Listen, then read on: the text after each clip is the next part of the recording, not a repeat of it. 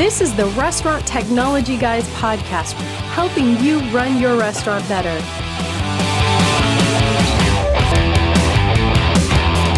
Welcome back to the Restaurant Technology Guys podcast. Today's episode is brought to you by the team over at 7 Shifts.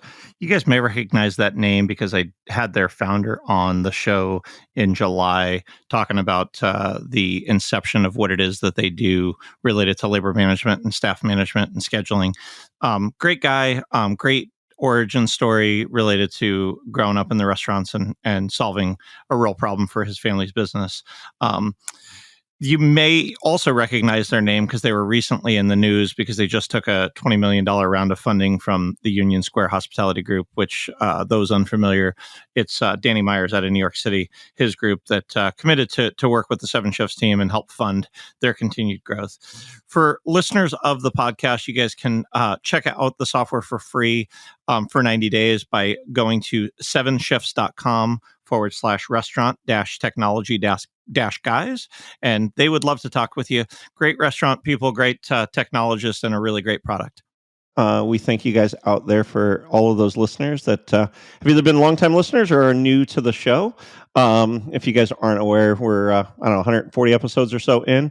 It's been a fun journey over the last few years to get to know some of the audience. And more so than anything, from my perspective, is getting to meet our guests. And today is nothing different. I actually have known our guest for a little bit, but this is the first time he's been on the show. And I think you guys are in for a huge treat. I'm gonna say Michael, even though we're not going to refer to him that way the rest of the time. He's better known as Schatzy to those in the industry. But Schatzy, why don't you introduce yourself to our audience? Tell them a little bit about who you are and kind of what you get to do for a living, because I know your story continues to unfold week by week. Well, thanks a lot, Jeremy. I appreciate it and love what you guys are doing over at the Restaurant Technology Guys. It's awesome. It's right up our alley. I am Michael Schatzberg and AKA Schatzy. It's just you don't find too many Schatzys, but generally you find a lot of Michaels. I'm a third born, so I think my mom got bored of coming up with names and just went with the most popular name in 1967, which was Michael. So Schatzy's great. We've been in the restaurant space here in New York City for the past 25 plus years. We own and operate several different concepts, all our own concepts. Mostly in casual dining and fine dining. We've opened some. We've opened quite a bit. We've closed a bunch over the years, but fortunate for me, we've opened a lot more than we've closed. We've been outside of the city over the years. We've been in Dubai and Kuwait. We've been in Boston. We've been in Chicago. But at the end of the day, we find ourselves New Yorkers, and we love doing business in New York City. And this is where we've been most successful. So we own and operate 20 plus restaurants here. In addition to that, we've become very, very excited about the technology space and innovation, and we've been investing in tech and innovation within the space over the last 4 or 5 years. So we're super excited about that too. Awesome. And I know we'll get into that. So talk to me a little bit about the restaurants. You talked about it being casual dining, fine dining. What's your role? Are you the owner? Do you operate the restaurants? Kind of just for our audience that might not be familiar with you and kind of what you do on the restaurant side. What did you get the privilege of doing inside the restaurants on a day in and day out basis? Well, I had the privilege of starting out as a bartender. And that for a lot of listeners, if you haven't bartended in your life, you got to bartend because it's probably one of the best gigs you'll ever get. You make a lot of money. Everyone loves to talk to the bartender. The bartender really commands the room. Awesome. Started bartending. That was my first gig, and I loved it so much. Ended up, I was bartending at one of my friend's restaurants, who's actually my partner, and loved it so much. Ended up buying into the first restaurant, which was Duke's on 19th Street. And that was like a roadhouse. Mm-hmm. And that kind of just parlayed into becoming a partner.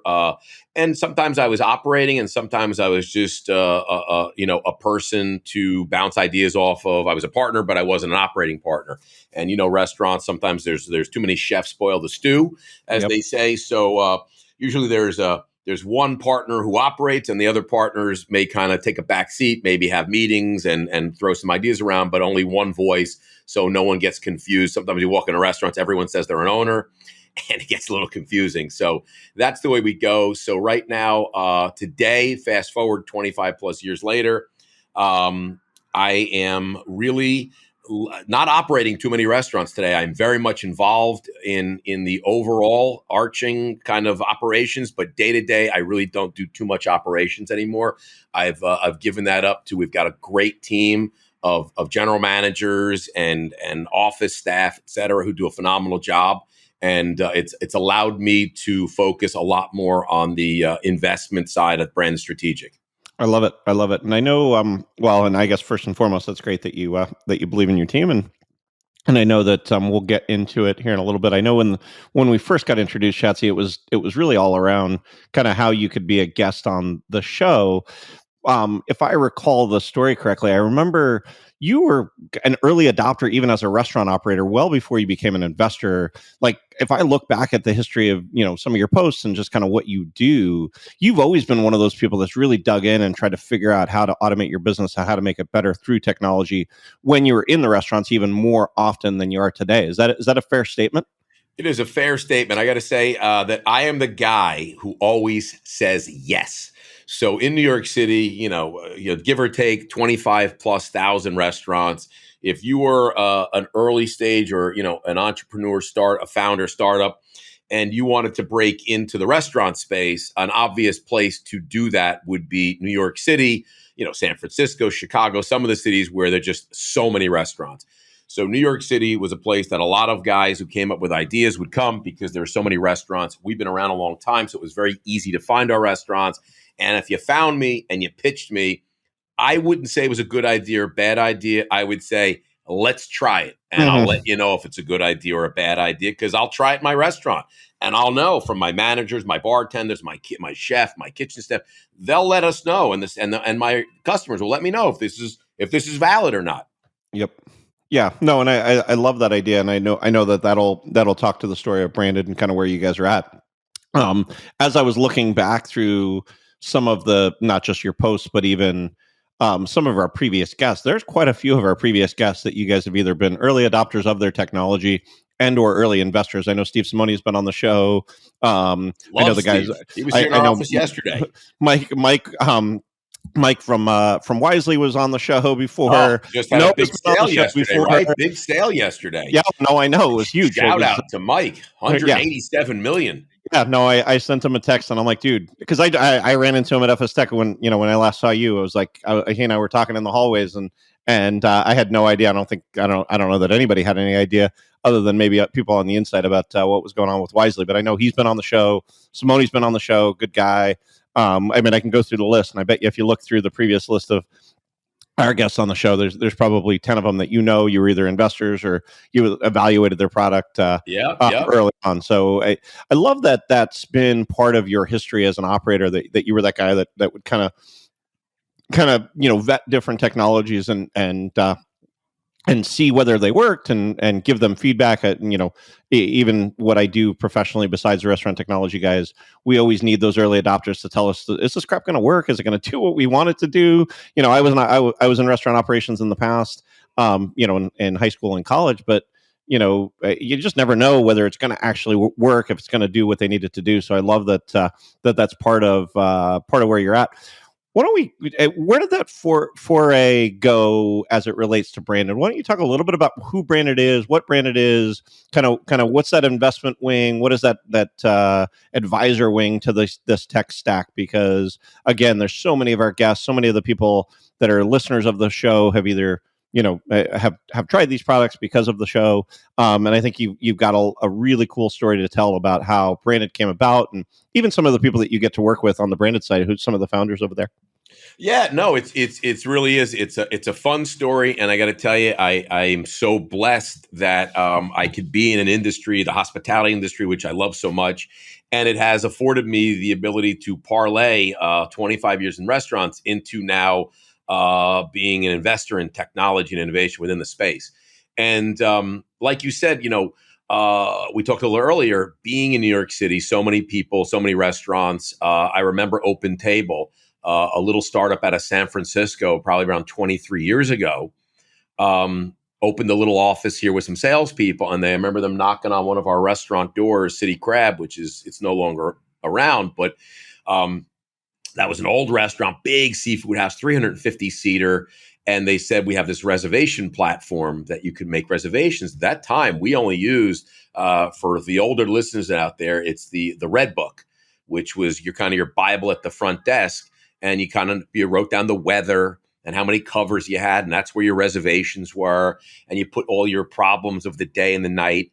And we didn't take reservations back then. It was just, there weren't a lot of restaurants. When I say there weren't a lot of restaurants, there wasn't as much competition, It was really just full service restaurants. If you didn't go out for dinner, the only place you can order in at home was probably pizza or Chinese food. And that was really it. So either, your mom was cooking or you were going out. So restaurants didn't take a lot of reservations. And I had a waiting list and people came in and they waited at the bar. So that was our first foray into, I said, hey, let's try this thing and we'll use it for large parties like 6 and 8. And then we used a company called Seamless Web. Again, today it's Grubhub. And it was 20 years ago. And, we talked earlier that a lot of people really are only just kind of getting into this online ordering, mobile ordering with their phones and what have you. But, New York City, we've been using Seamless Web. And at the time we started using it, it was really an accounting solution for offices in Midtown Manhattan with these big offices.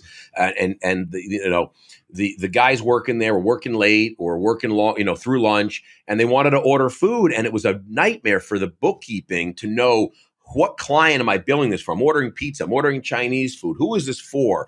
And reconciliation. So it was really an accounting tool where after you order all this food, you can kind of identify what client it was, much like a copy machine in a law office works. You can make all these copies and you put in the code, the billing code. That's really what it was. So we were using this kind of tech early on.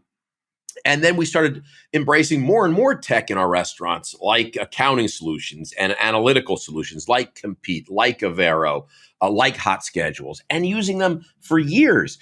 And we'd always talk to the founders or the people running these companies and just giving them suggestions and ideas to make the product better. Because selfishly, I wanted a better product in my restaurant because that's all I cared about. I just wanted a better scheduling platform, a better reservation platform.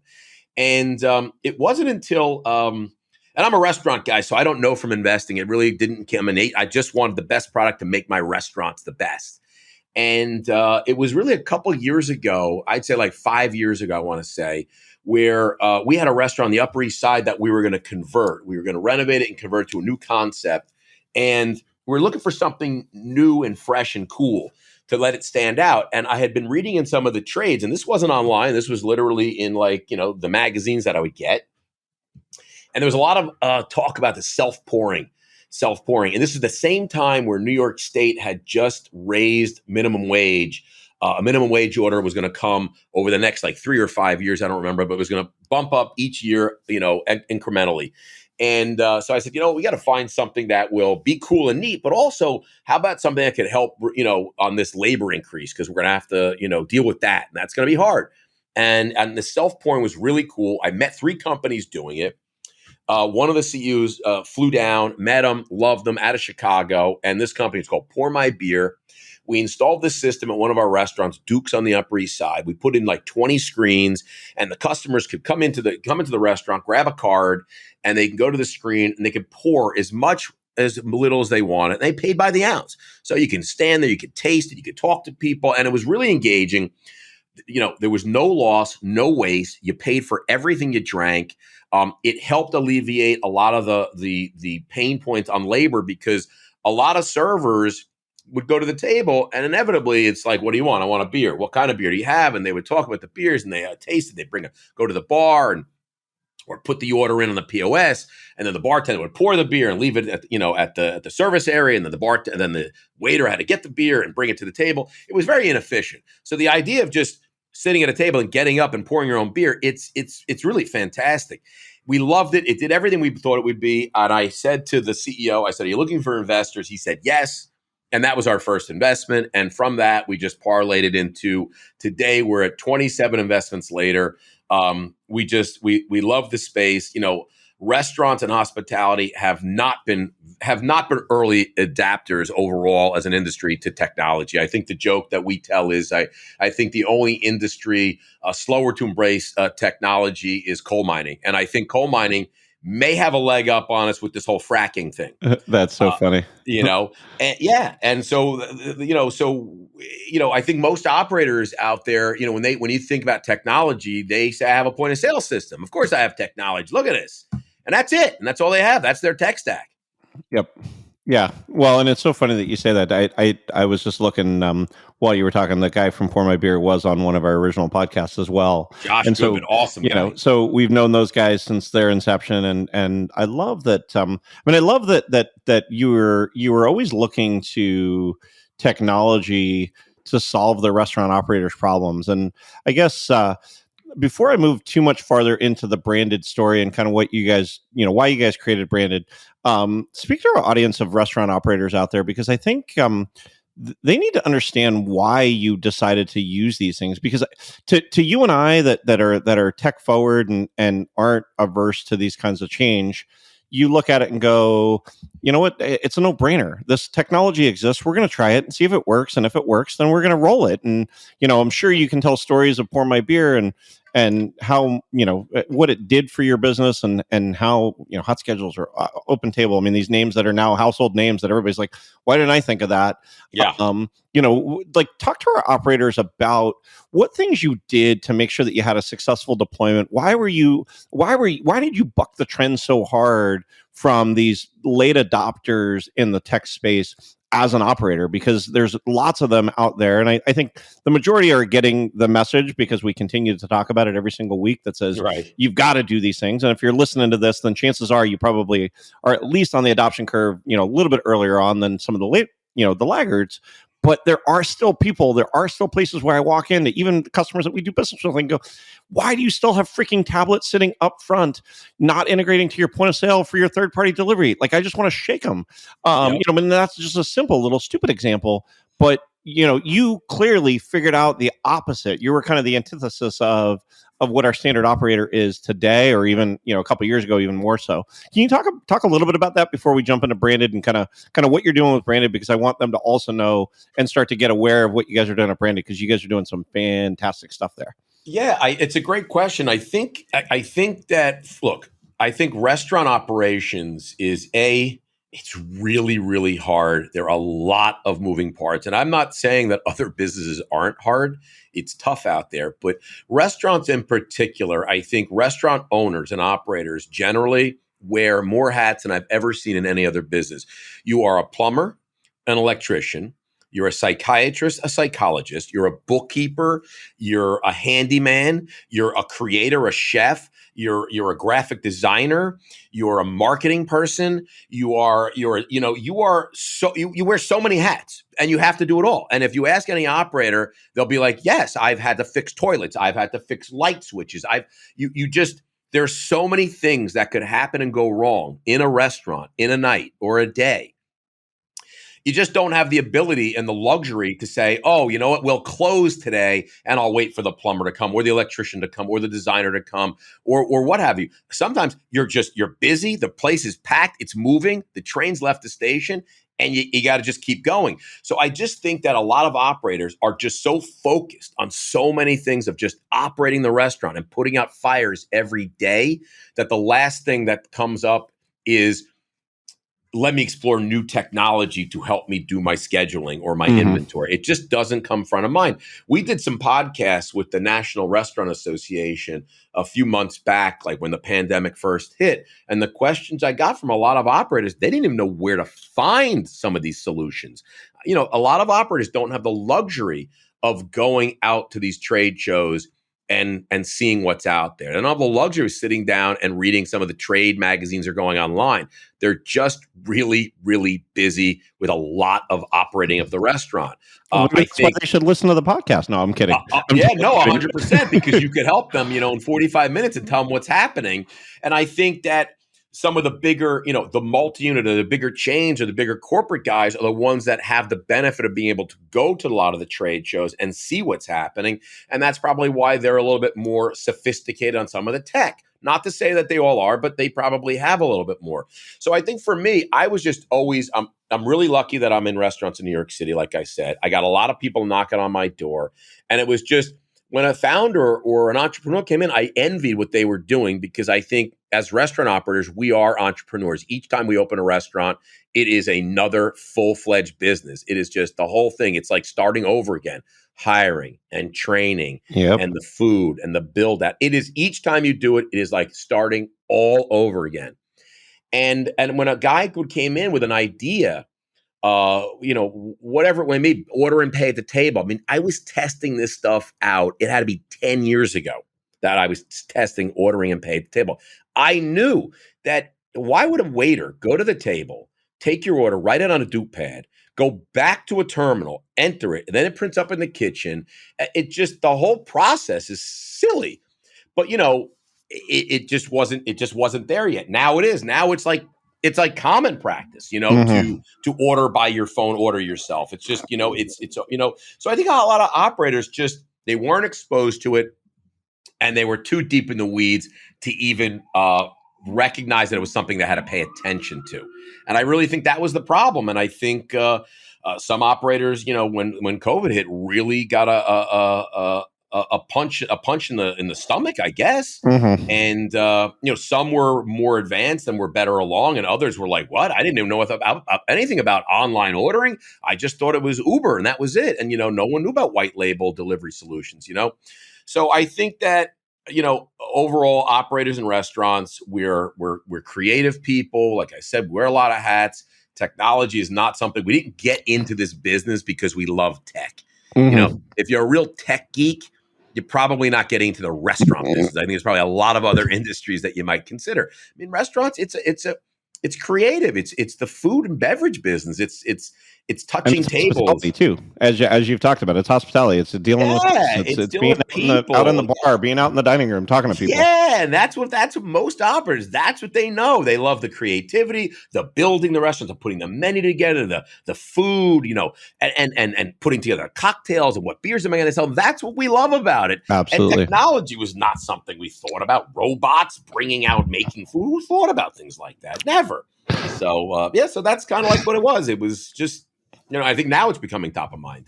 Well, and you're, of the guests that we've had on, the last 18 months as we've been going through this COVID deal, 2 years, coming up on 2 years since all of it hit. Almost everybody has talked about the fact that historically restaurants have been laggards as far as the adoption. I would venture to say that that I don't want to say the script has completely flipped, but it's closer to some of the other industries where they are adopting tech. They're having to, because it's either that or they're going out of business, I think, in certain times, which is a shame. But we have a lot of people that didn't get on this curve, that are really struggling. And so I love that you were kind of early in that. Jeremy, look at it this way. I mean, you ask anybody when the last time you went into a Walgreens or a CVS or a big supermarket, Target, a Walmart, whatever it is. What was the last time that you saw any of those where it wasn't a tap and go pay or you inserted the EMV? Yep, absolutely. It's been going on whenever that PCI compliance deal happened. I'm going to say 5-6 years ago, but I could be wrong on my dates. But it is like they changed over like the next day. Yep, absolutely. You ask anybody right now when the last time you went to a restaurant and they gave you a check presenter and you put your credit card in, I guarantee it last night at dinner. Yep. Yeah. No, absolutely. But yet you go to Europe and you go to the rest of the world. I just got back from Greece. There was not one restaurant. When I said I wanted my check, they came over with the little, the little gizmo, the little device, little pin pad, and you had to insert your. Right. So I don't know what it is. It's certainly not worldwide, the adoption. America's definitely had some challenges. Maybe it's just we love doing it the way we've always done it. But you take all these retailers, they are far, far ahead of restaurants and hospitality in technology. Hotels in so many ways, not every way, but hotels are far ahead of restaurants. And again, I don't have all the answers as to why. I know we're catching up, But that's it's funny and it's interesting to see it. And when you start talking about it, you're like, yeah, why is that? I still put my credit card in a check presenter. And maybe it's because we got old legacy POS systems and we don't want to change because it's too expensive. Maybe the point of sale provider didn't bring it to our attention. Who knows? But it's starting to change now, which is cool. Yeah, no, I love it. I love it, and I wholeheartedly agree with you.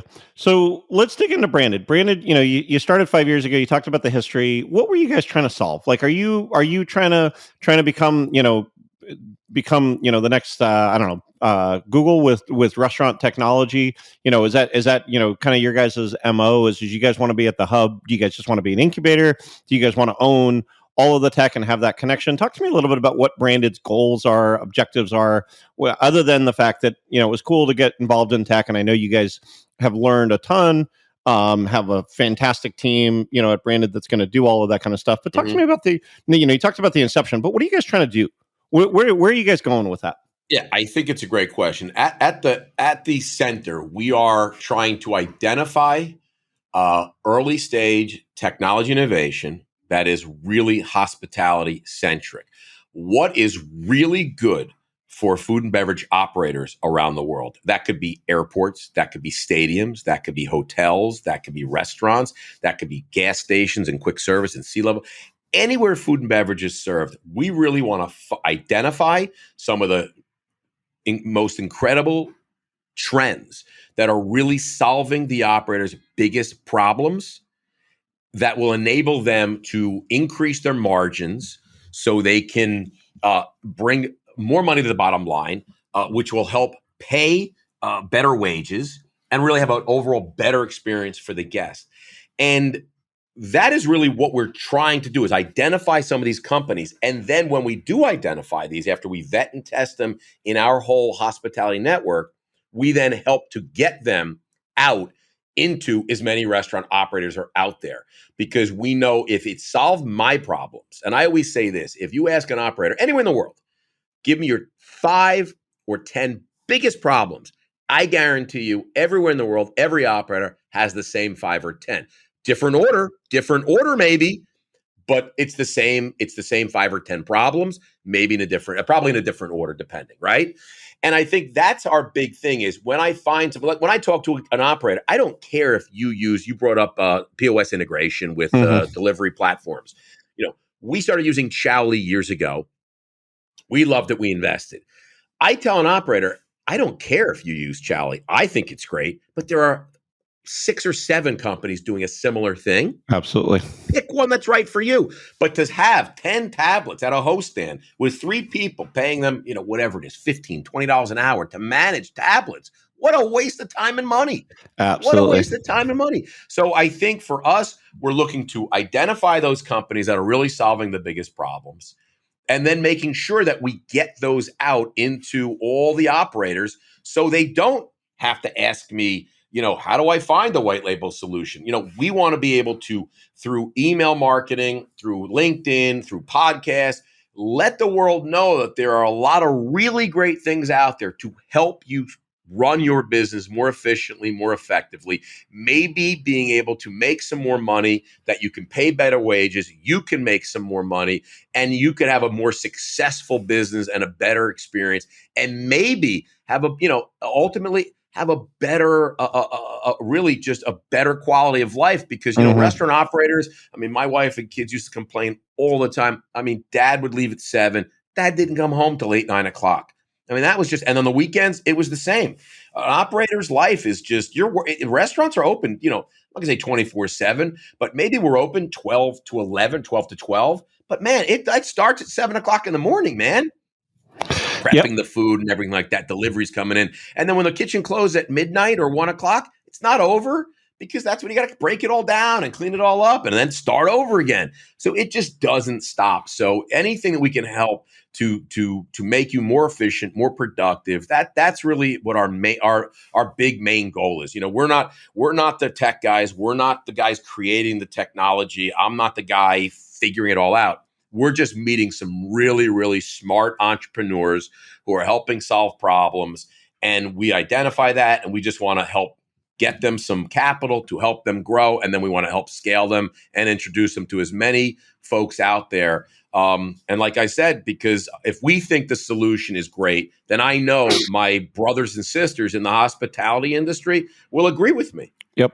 Yeah, no, I love that, and I think one of the things that you guys did is you guys are trying to cull this to kind of together in what you guys are calling the marketplace. Is that a fair assessment of kind of how you guys are trying to take this to the market? You talked about getting it out on LinkedIn, and I see I'm connected with you and some of your partners, and you guys are constantly out talking about not just tech for tech's sake. I mean, again, the thing that I love that you guys are doing is you guys are putting it into your own restaurant, seeing that it actually does what it needs to do before you guys are going out and investing and sharing this with the world.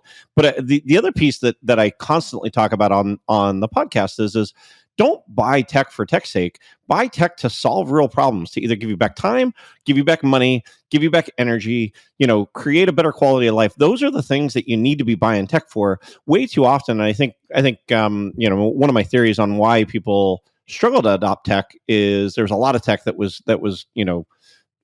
touted as, oh, this is going to be the best thing since sliced bread early on, and people get burned. These operators get burned, and they don't have enough time. You talked about it. They don't have enough time to even do what they're doing now. Nonetheless, invest in a secondary piece of tech or a third piece of tech that doesn't work.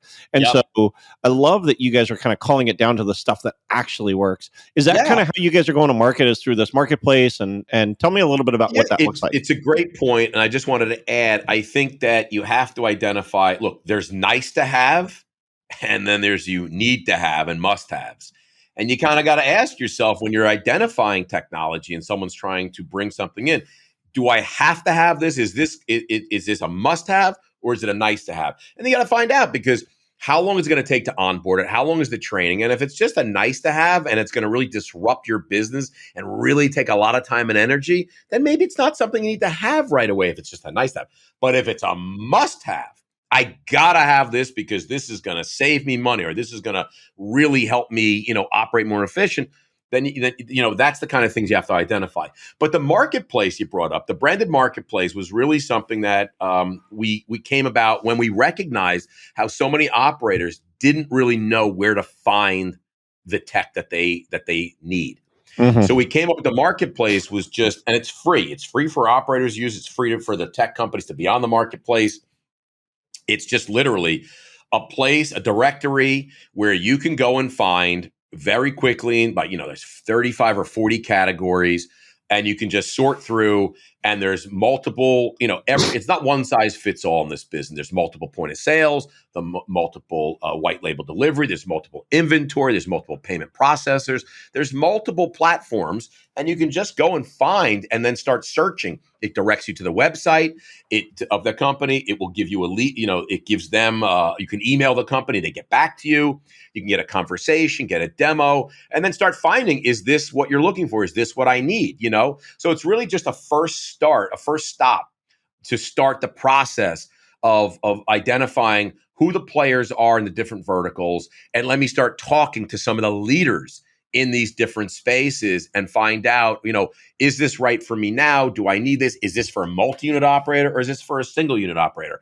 I have my one store, but you know what? I know that it's doing so well. I want to open 3 or 4 or 5. Okay, well then maybe you make sure that whatever tech you're investing in, make sure it can handle that type of vision, that it's not just for a single unit pizza place, that it's for a guy who's going to have 5 pizza places. And then make sure that the tech that you're looking at, speak to some people who are using it and say, hey, how many stores do you have? I have 5 pizza places. Great. I'm thinking about opening up a couple more. I just wanted to make sure, oh yeah, it's growing with me. Talk to people that are using it. Don't just take the salesman who's selling you the tech's word for it. Talk to fellow operators. Look, absolutely. Fellow operators, as we all know, are incredibly generous. We all help each other out. I know in New York City, if I'm out of napkins, I go to the guy across the street. He's giving me napkins. If someone's out of a case of Corona, I'm giving you a case of Corona. We share. We do it. All, our neighbors, we're all friends. If one restaurant guy is doing well, then usually everyone in the neighborhood is doing well. And so we're extremely gracious and generous people, as we all know. And if you call up any guy who's working with a certain tech, they'll be happy to talk to you because that's what we love to do. We love to help each other out. It's in our DNA. We're hospitality people. Absolutely. It's so true. It is so true. Again, I mean, you guys don't need any help with any of the marketing, but I love the idea of, kind of for restaurant people, by restaurant people. You guys are kind of in that space where you guys are looking to solve real problems for real restaurant operators. And so, Jeremy, I'll tell you one last thing. We really do believe that it takes a village, and that's not just nonsense. It really does. It is a big industry. It employs more people than any other industry in this country. It generates tremendous amount of revenue in taxes and in et cetera.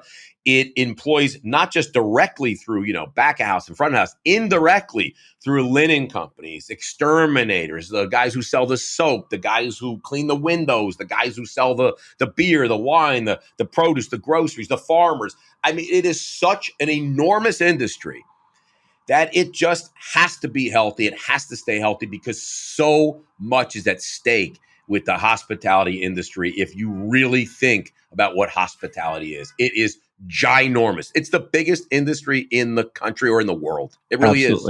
Absolutely. Yeah. And I don't want to say it's only getting bigger. I mean, the truth is less and less people. I mean, I talk about a statistic for the first time in 2019, food spend, and this is pre-pandemic, food spend in restaurants eclipsed food spend in the grocery stores for the first time ever in the United States. And as well as I do, that trend is only going to continue. Started with places like New York and Chicago and these high density places where people aren't cooking as much. They're going out to eat. It's part of life. It's part of work. It's part of life. It's part of what you do. Is you're constantly eating out. And to your point, it is something that has to remain healthy for the economy for the rest of the country, not just for the restaurateurs that are owning these places, but for everybody. Oh, the supply chain that touches restaurants. I mean, I don't have the numbers, but I mean, you talk about, like I said, groceries and produce and all this, the beverages that we're drinking, everything else that goes on in a restaurant, printing menus, and the guy who makes the tables and the chairs and the booths and the lights, and it is so many people that touch restaurants and hotels and airports and it's so much. It's incredible. And I'm just, like I said, I'm really fortunate to be in such a fantastic industry. Very cool. Very cool. Well, I'm going to shift gears a little bit and ask you to look into your crystal ball. Actually, I'm going to pivot here for just a second, Schatzy. Okay. Give me one of the sleepers of a piece of tech in the restaurant industry that you think is underrepresented as you go out and talk with restaurant operators, as you talk with people. You talked about early adoption of things like OpenTable. I mean, to me, OpenTable is a ubiquitous word within the world of restaurants. Hot schedules and labor scheduling. Yep. Something like Chally to be able to do third-party delivery aggregation. Where do you think the sleeper is, where people just really haven't caught on to the tech? Is it that pay at the table that you alluded to earlier? Is it kiosks and people doing their own ordering? Give me some thoughts on where those sleepers are in the industry, where you think 2-3 years from now, people are going to be like, oh my gosh, I don't know why we didn't do this sooner. I think right now the buzz around the business is customer engagement.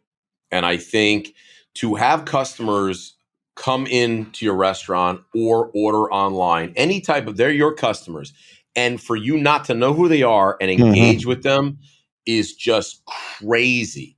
It's crazy. So customer engagement, we started using a company called Ovation out of Salt Lake City. Yeah, Zach's a good guy. Zach, great guy. We started using that company. We ended up investing in the company. And I got to tell you, there are other companies that do the engagement. But to make sure that you find out how that experience is, both off-prem and on-prem, good and bad, you have to make sure that you're engaging with your customer. Retailers, as I said, have been doing it for years. They know you go to Pottery Barn, you go on that Pottery Barn website, you're going to get an email, hey, you put something in your basket, but you didn't buy it. Are you still interested? And then when you buy something from Pottery Barn, I'm giving a plug to Pottery Barn. I don't own any stock in the company, but I'm just using an example. You're going to start getting emails from Pottery Barn. Hey, you bought this couch or this pillow or whatever. Have you looked at this? You might like this. Retailers have been doing it for years. Restaurants should be doing the same thing. You ate at my restaurant yesterday. You had pizza. we should be marketing pizza to that family or that guy. How was your experience? Tell me, was it good? Was it bad? What did you like? What didn't you like? You don't want people going on Yelp. You want people that's your customer. You want to know what's going on with your customer. What do they like? What don't they like?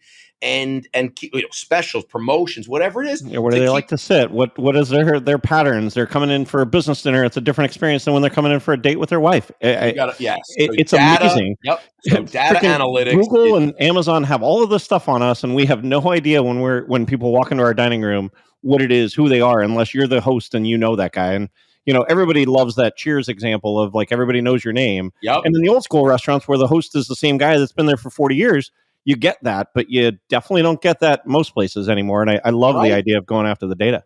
Yeah, and so data is really, really important. And then when you get the data, what do you do with it? So a lot of people, I don't know, I'm a restaurant operator. There are companies out there, like a company like Targetable, for example, which takes that data and helps you do better on your Instagram and Facebook ads, which really ties into engagement. Because why am I going to send an Instagram ad and pay for it of a steak, a delicious steak with red wine, to a vegetarian? Yep. And that just sounds like a waste of time, a waste of an ad. So I want the vegetarians to get my vegetarian kind of things. I want the people who like to drink, whiskey, get the whiskey stuff. And that kind of stuff's been going on. Like you said, Amazon. I mean, when I was buying a book on Amazon, you bought this book. Why don't you look at that book?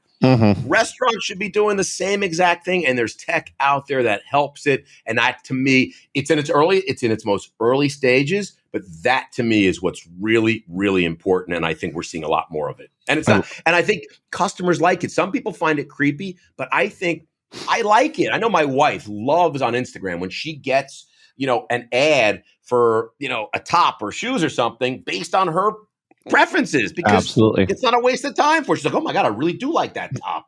Of course you like that top. We knew you would like that top. We have algorithms that told us you'd like that top. So restaurants should be doing the same thing.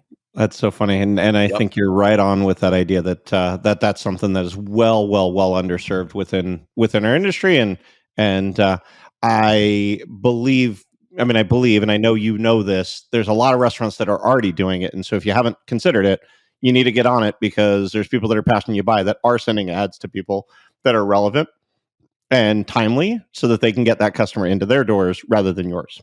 Yep, exactly. So that, I think, is something that's top of mind for a lot of operators, and you really got to get into that. Love it. I have one last thing, and then I'm going to let you kind of plug how people get engaged with you guys. I didn't realize that you guys had a podcast till today. Talk to me a little bit about where that came from. Was it just a marketing thing to get the word out about the brands that you guys are working with? I don't know how much of it you participate in, or if that's just kind of a branded thing. Talk to me a little bit about the podcast world, and what will people find if they're a longtime listener of the Restaurant Technology Guys and they go check your guys' stuff out.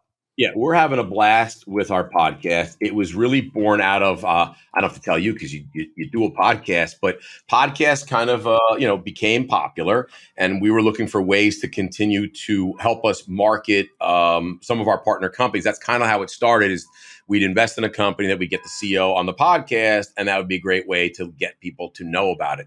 And now it's evolved quite a bit. And now the podcast is really, it's me, the restaurant guy, and my partner, Jimmy, who's the finance guy. And it's really us talking to kind of movers and shakers in the business. So it's not technology. It could be, someone who's running a big restaurant group, someone who's running a single unit.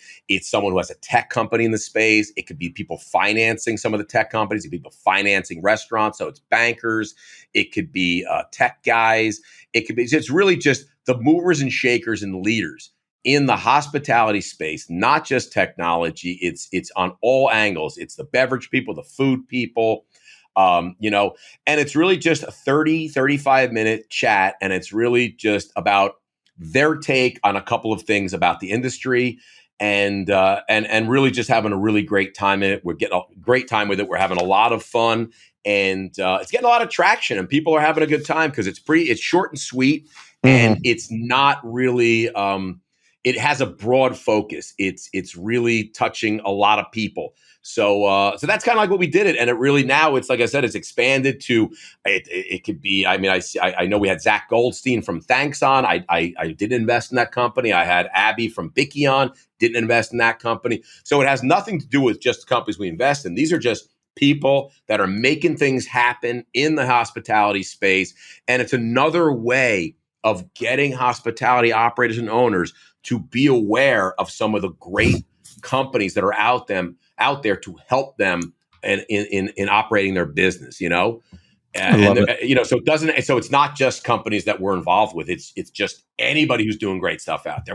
I get the guys from DoorDash on, I had the guys from Olo on, guys from Par Brink on, the guys from Toast POS on. It really doesn't matter, it's just doing good things. I love it. I love it. Well, I now it's time for you to plug kind of how do they get connected with you, Schatzy? How do they get connected with Branded? How do they get connected? Give me some names even of some restaurants for those that travel or live in the city that they can go check out the restaurants that you guys own. Great. Thank you. Appreciate it. So give your plug of everything that you guys do, because I want these guys to engage with you, because if you're not connected with them, you don't know what they're doing. You would serve yourself right to and I've said this, and I'm not saying this to BS people.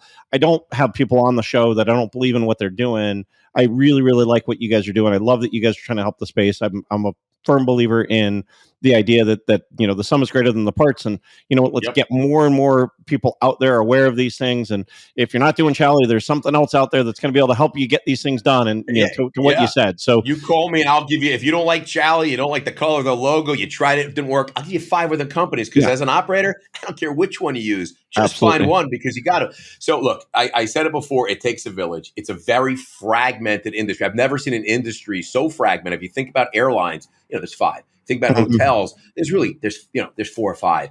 In restaurants, there's 1 million restaurants owned by hundreds on hundreds of operators. At McDonald's, let's say McDonald's and Starbucks are the biggest, but there's 50 McDonald's. You know what I'm saying? There's McDonald's, there's Burger, there's CK, there's so many. So it's very fragmented, and that makes it more difficult. But look, if you want to get in touch with me, it's Schatzy at Branded Strategic. I'm on LinkedIn all the time, loving LinkedIn. I try and get back to anybody who messages me. I try and get back to them as fast as I can. You can check me out on LinkedIn. BrandedStrategic.com is our website. You can check it out. Our podcast you can check out on the Foodable Network. If you have 30 minutes, you want to listen and have a couple of laughs. It's really not serious. It's just fun. We have a lot of laughs. And I think that's it. You can email me, check out our website if you want. If you're thinking about investing in the space, would you like to get involved in investing in the space?